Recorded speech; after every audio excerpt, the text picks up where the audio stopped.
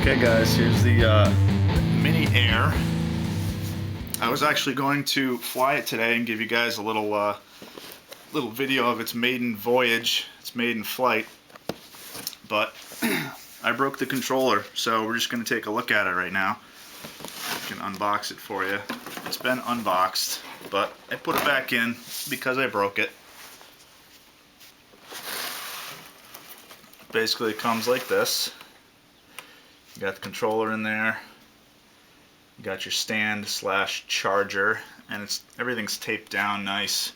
I broke up the box a little bit, but I put it back in here, put a few pieces of paper over here so I could tape it back in there without ripping the color off the foam. Let me just take that out for you, give you a better look.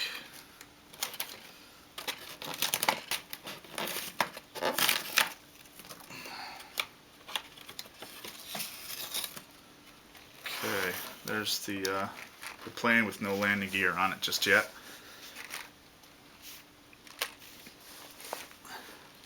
It's very light, it's very fragile, but it seems to be decent quality. The tail is a little crooked, I don't know if you can see it from there. It's not 100% true build, but it is a little foamy, so. The controller, I put it in my pocket and I broke it. I was walking to the field and it's actually gluing right now. It snapped right off. So it's gluing right now, and hopefully it will be strong enough to withstand a little thumb action later on. If not, I'll just probably blob a big ball of epoxy on there and see what happens. So there's the controller. Here's your little stand slash charger, and I don't really know how this is supposed to sit on here, but I guess like that. I don't know, display purposes or whatnot. But you can actually sit it there and set it out of the way somewhere. Here's where the battery goes. It's pre-velcroed, so there's no cover or anything on the back. So let me grab that battery for you.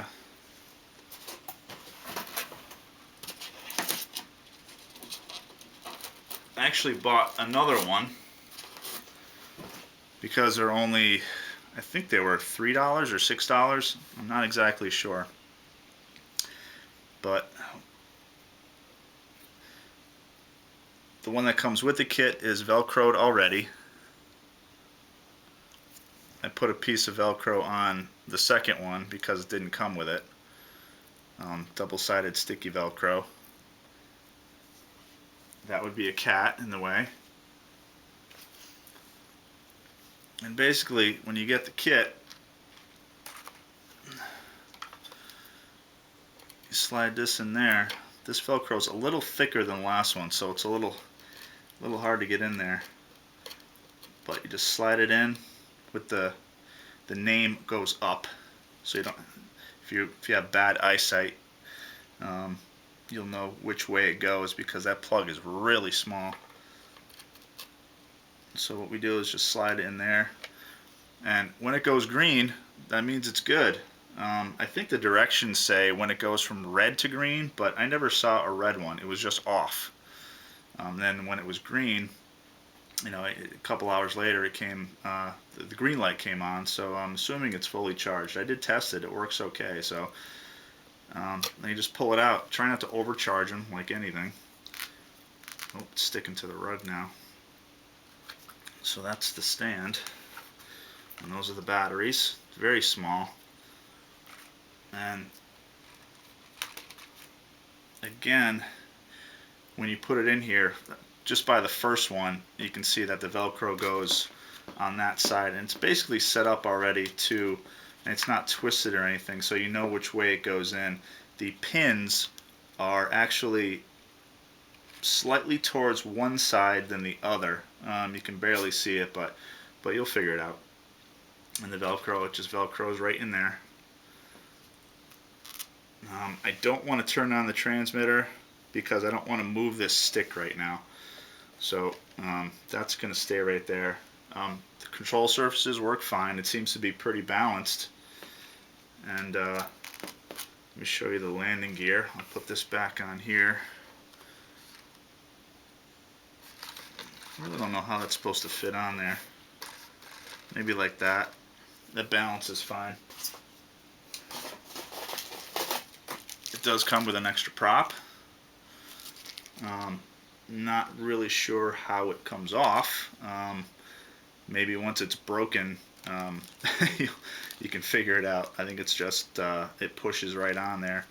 There's no screws or anything on the nose cone. The nose cone is foam, so it's not the truest spin you could get with either a hard plastic, poly something, or a metal spinner.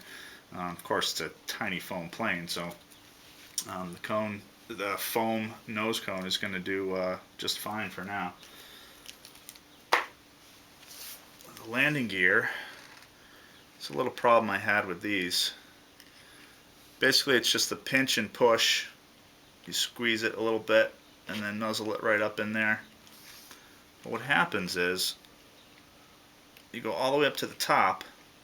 It doesn't sit itself, so when it hits something, see it pops left or right. That's as far in as it goes. I even tried pulling it out a little bit. Let's try to find a happy medium, but it still seems to rock back and forth. I'm going to take an X-Acto knife, hobby knife, and see if I can go up in there without damaging anything. And see if I can make the slot a little deeper. That way it may catch. But right now I'm not even going to bother using the landing gear because it doesn't really sit in very well. So let's put this back on here. Back in there. Basically, that's all you need to do is charge the battery, plug it in, and I believe the directions say